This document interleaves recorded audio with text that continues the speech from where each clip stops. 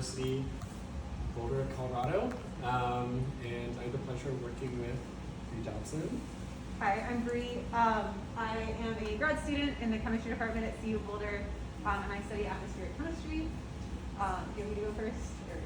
Sure. Okay, so Dennis and I actually started working together almost a little over a year ago with the Nest Studio for the Arts at CU Boulder, and so this is sort of an extension of that project, what we did first. And last summer we were at Kearney Middle School in Commerce City because Commerce City, as many of you know, is right next to the Suncor refinery, and so there have been many issues with that refinery breaking air quality regulations and emissions limits.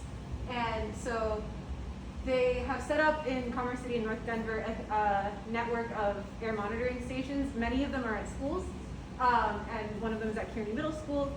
And some of my research is working on using some long-term measurements along with sort of much shorter periods of more resource-intensive measurements to learn more about the chemistry in the atmosphere. And so this was a location that had this sort of long-term monitoring station, which is less expensive but also gives you slightly less great quality data, but it's there for a much longer period of time. And so our project there was that Dennis built a full sculpture to house an instrument from the lab that I work in. And we set that up at the middle school and I got to talk to a lot of the students about science and their air quality and see what they already knew. And none of them knew that there was an air monitoring station right next to where they have recess every day. So we went out there and told them how that worked.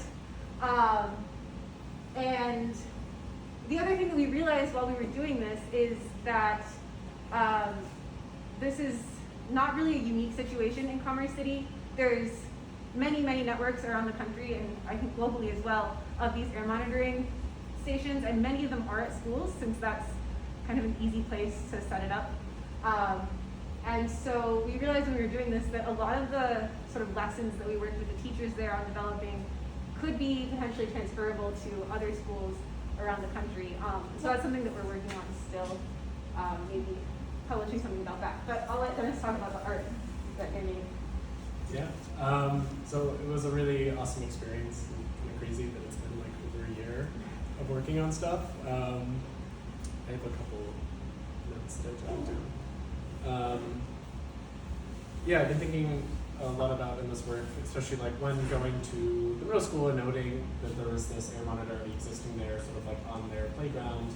Like, what does it mean to play basketball next to sort of an air monitoring equipment? And sort of what does it mean to sort of exist and coexist within a polluted atmosphere?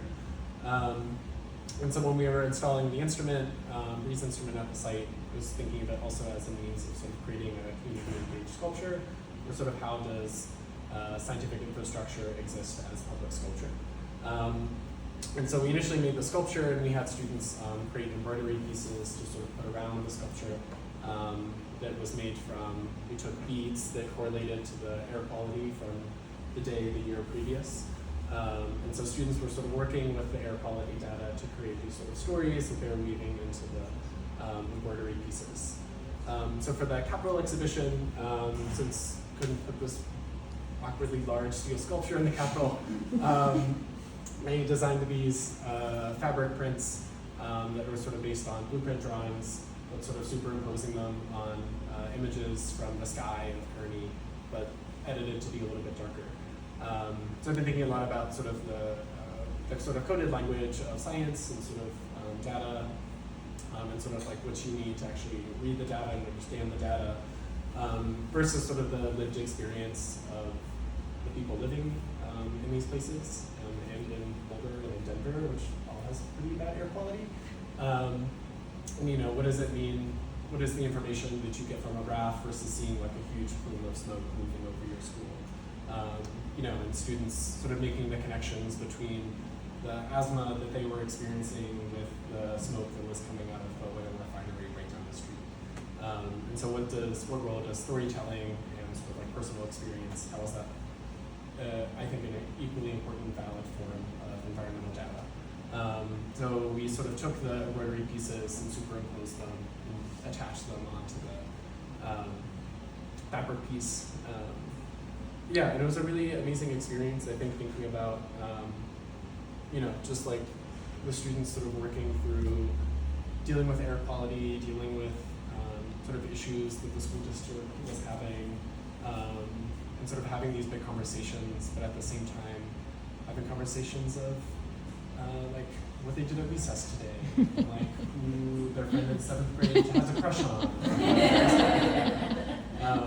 And sort of just like experience of just like living and experiencing joy and experiencing like the full range of emotional affect. Like that, I think sometimes when doing research or even doing artwork becomes sort of extractive and sort of like erases that experience. So trying to also, in addition to the embroidery pieces, a lot of the text, not on this one, but inside the Capitol, sort of includes quotes from the students that they had sort of in reflections, thinking about, how they want the air quality to be better for their own health, but also for like the health of the butterflies they're very concerned about. And I think this sort of, that this is like a lived experience, not just like a